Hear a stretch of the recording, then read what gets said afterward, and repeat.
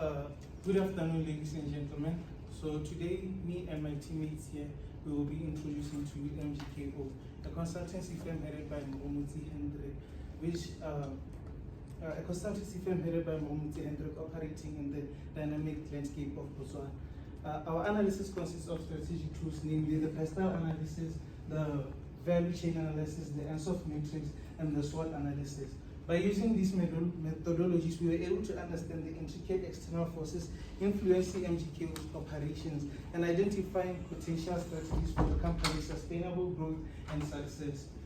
The innovation that we have for MGKO is organizational innovation, in which my teammates will talk about and make recommendations throughout the presentation. The personal analysis. The personal analysis shows critical factors: political, economic, social, technological, environmental, and legal factors impacting MGKO's operations. By considering the stable political environment and the expansion of economy of Botswana, we acknowledge the opportunities presented to MGKO. However, potential challenges such as currency exchange rate fluctuations and technological constraints must be carefully managed.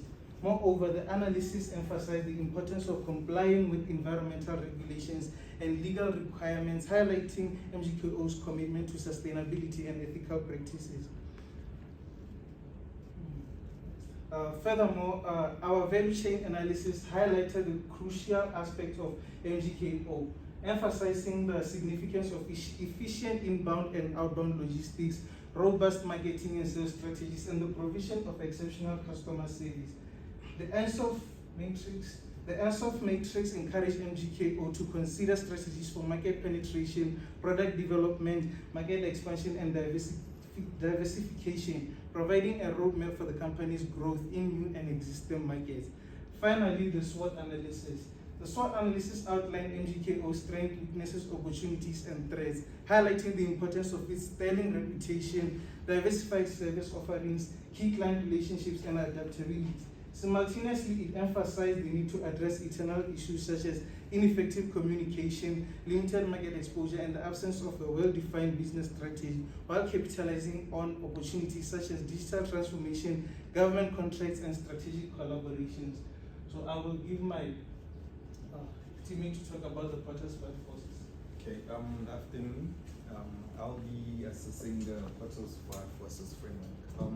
As we're all familiar with the Potter's 5, it's a framework that is used to analyze the competitiveness and overall attractiveness of an industry, right? So, in the framework, we have first we have the threat of new entrants, the likelihood of new companies coming into the consulting industry and competing with MGKO, right? So the consulting industry, for companies to trade in the consulting industry, they need specialized knowledge and client networks.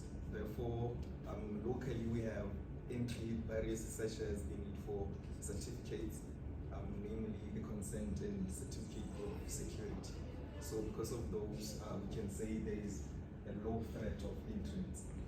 Then secondly, the second element, we have the bargaining power of supplies, the services that MGKO would need in order to trade.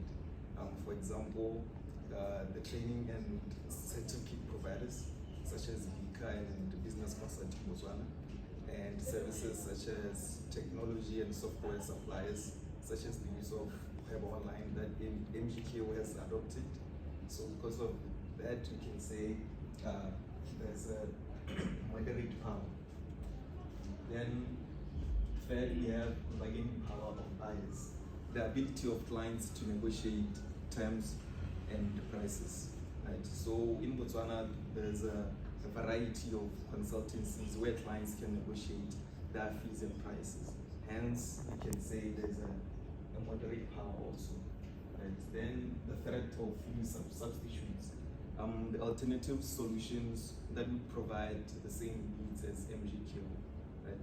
We have in-house expertise, we have collaborations or networkings, we have online resources in which clients can also access to as an alternative to MGKO, right? So because of that growth, we can say there is a low to medium threat Right. Then lastly, the competitive rivalry, the amount of existing competition in the consulting industry. So according to our sources, there are about 465 business management consulting companies in Botswana, hence proving there's a high intensity. Right. So we managed to list some of MGKO's competition. We have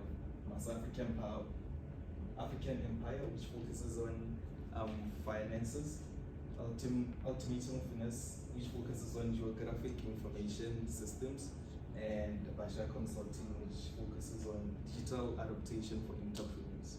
Right. So it gives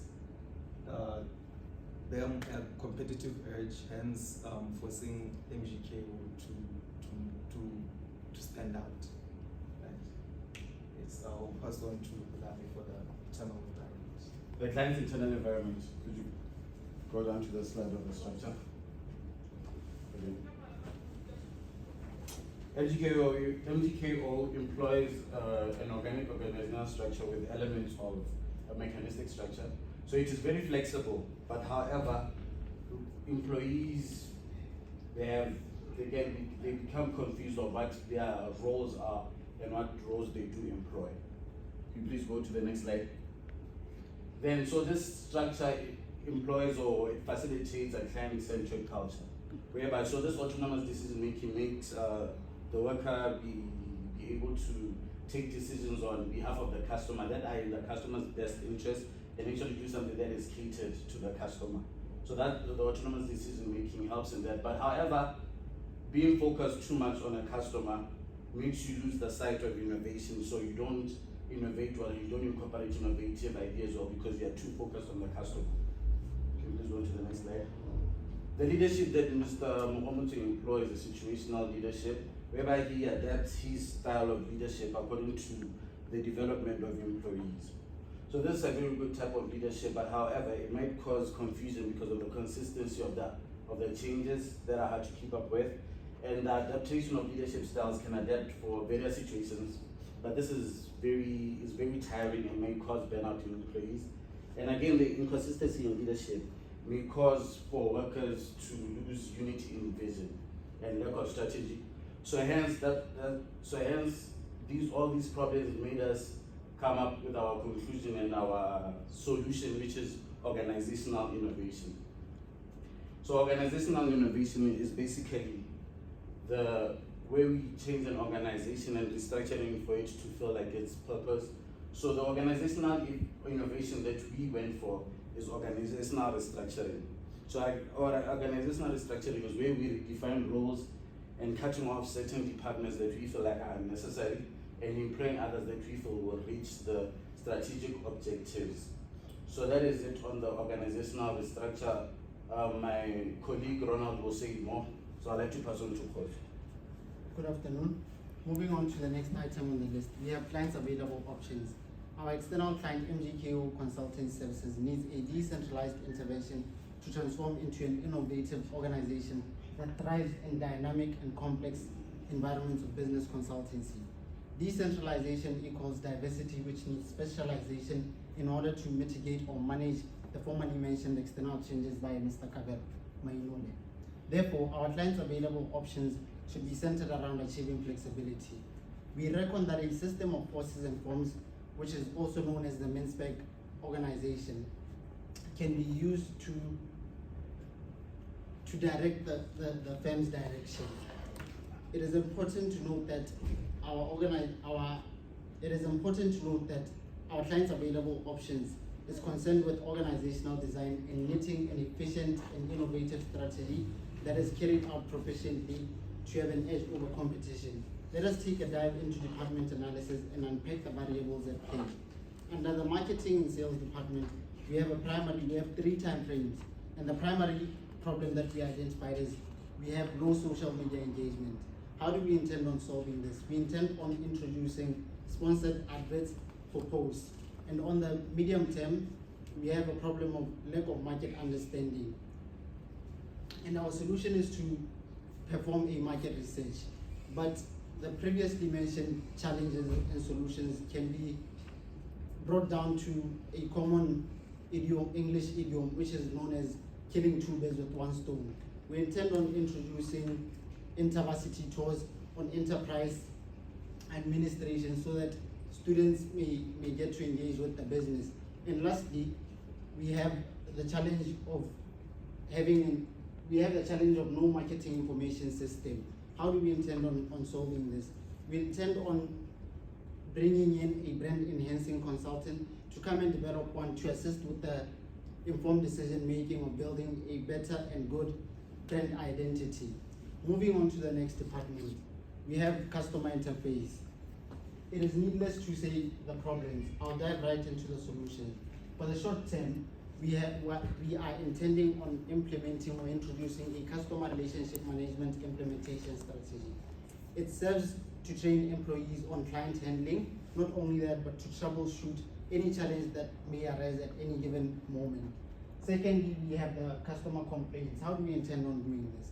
We intend on introducing after-sales stratagems, which means after we render a service, we need to contact you and ask you, did our service fulfill its expectations? And lastly, under the customer interface options, we have no communication channels. It is not that they are non-existent, they are not being used efficiently.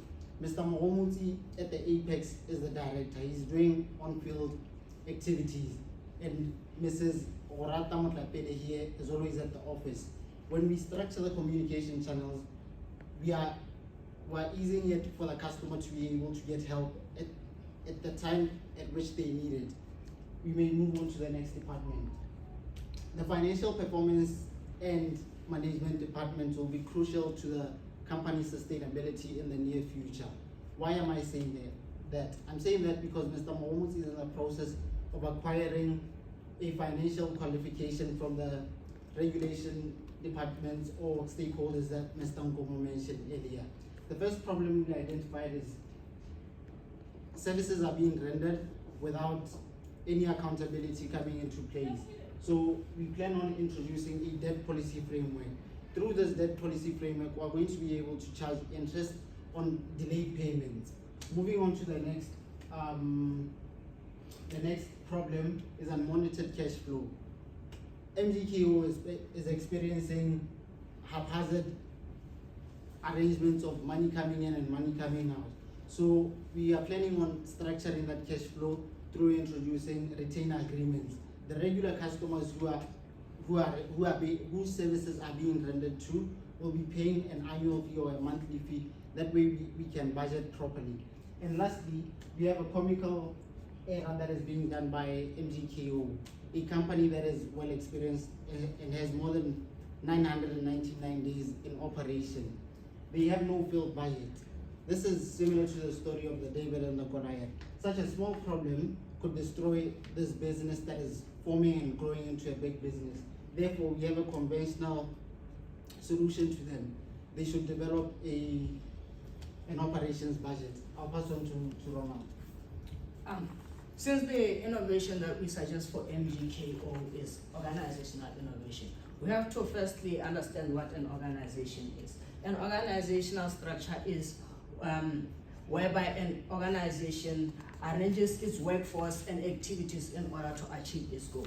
By doing so, this helps fulfill, facilitate coordination, communication, and cooperation inside an organization, right? So, by doing so, we have to firstly understand how can an organization configure a structure. We have models and theories that are in play which can be used to configure an organizational structure. So, we are going to be focusing on the Mintzberg configuration theory. The Mintzberg configuration theory consists of configurations which include the vocabulary, the diversified organization, entrepreneurial organization, professional organization, and the autocracy. But we are going to be mainly focusing on three configurations, which is the vocabulary organization, which will help us exploit the skill sets of the employees that we have inside the company.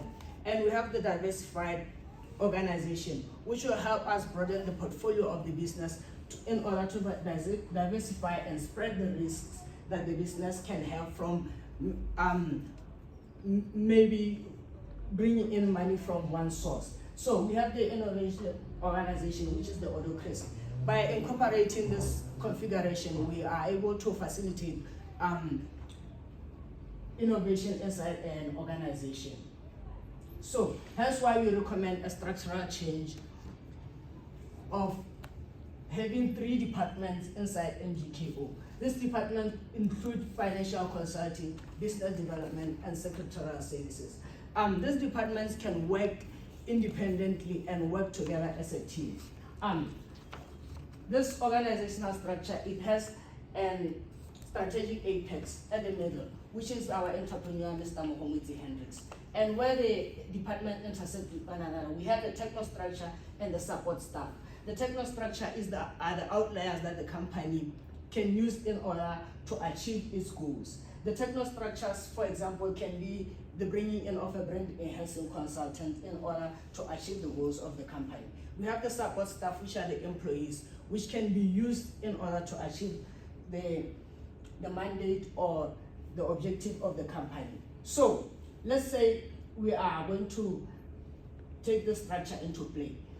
By let's say a business development department has a job which is doing of consultancy.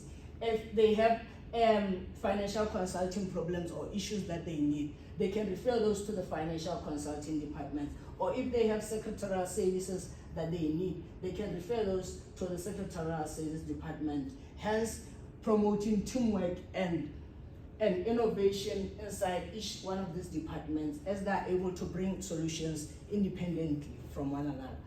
That will be all from our group. We'll open the floor for questions. Thank you. Thank you for you. Just say that I've been working with them for the past couple of weeks, so everything that they're saying, what they had been recommending us at the office, I'm happy to see that also came here and said it, because I agree with most of the things they say, especially with the whole organizational restructuring, because we're still a small company, but we are trying to do things right. You know, ever since COVID, it's been a little hard, but yeah, I'm hoping that we can be able to implement their recommendations and maybe even steal them to come work for us, something like that. So thank you and good job. You're welcome. Okay. Any contribution? To them. Oh, Well, as for me, I think it's just to commend the team for the thorough work that they have done.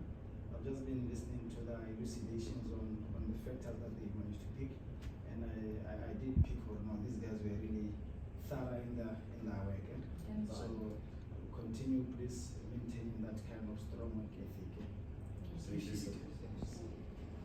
Yes, thank you for your contribution. I just wanted clarity on your CRM and link with your organizational structure. I missed that. The link, when you're talking about the link, you mean what? How are you going to link your customer relationship? Isn't that the innovative?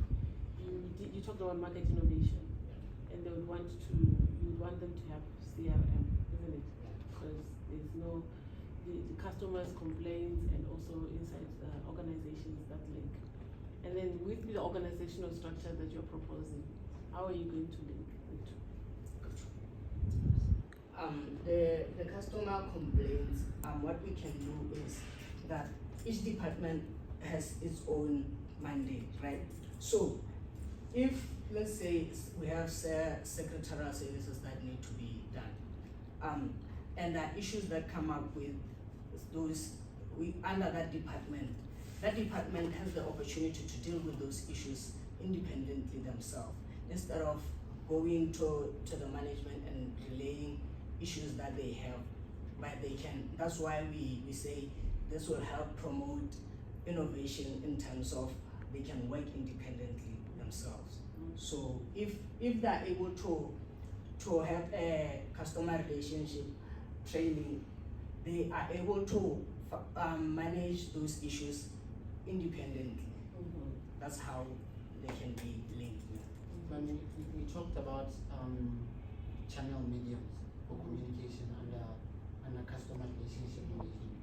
For example, we was talking about the business consultancy department, and we also have the financial department on its own. If we're dealing with a client and they need consultancy services, it is easier to narrow down the problem and break it down and say, this is how we can solve it. So that is how we address the customer relationship aspect and embed it into the organizational structure. Now it is spread accordingly. Alright, okay. I would also want to suggest that in the system, you can incorporate, remember we talked about adopting from other industries. In your CRM system, you could incorporate fast feedback, instant feedback, like your Airbnb, where you get your customer reviews instantly after servicing, so that you know where to correct there and then and do the right thing. Because consultancy is a long journey, so you want to know exactly what you need to do with the client before you go all this way. So you can put in your CRM system something like that. And that's why we have defined departments, because it's easier to solve a problem directly without saying let's approach it from a general point of view. So yeah. All right. Thank you very much. Thank you. Thank you so much for coming.